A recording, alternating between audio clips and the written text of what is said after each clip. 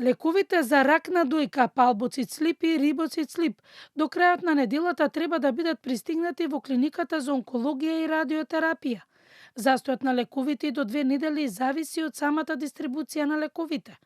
Потребно и треба да разгледаме нови системски решенија со цел лековите да бидат доставени на време, изјави Игор Стојковски, директор на клиниката за онкологија и радиотерапија. Работиме на некој систем тачно да направиме нека предикција, значи за потребите, да речеме, да можеме да ги спланираме соодветно по квартал. Тендерите се реализирани со тоа што имаш некои лекарства што беа посебно тие постари генерации.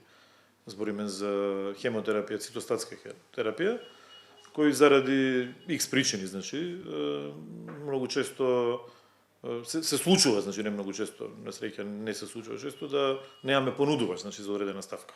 Многу често се ува, значи постојат опции каде што еден лек може да е заменлив. Минатата година на клиниката имало 5300 пациенти, годишно има нови до 400 пациенти. Стојковски објаснува дека голем дел од пациентите се јавуваат во доцна фаза од заболувањето и најдобар лек против оваа состојба се воведување на скрининзи, што ќе значи спасување на животи, но значително намалување на буџетот за лекување.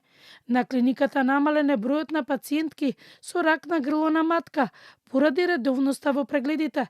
Конкретно за гинеколошките бележиме некој намалување на бројот на пациенти, посебно на карциномот на грлото на матката во последниве години. Значи, што може би се должи на некој примарната превенција што е воведена, да речеме, од дамна. Да, за жал, значи тие што ги добиваме се на онкологија се со понапреднати стадиуми на болест. Пациентите од Хема Онко со апел да се најде итно решение за навремена набавка на терапиите со цел да не се чекаат лековите и до 2 недели.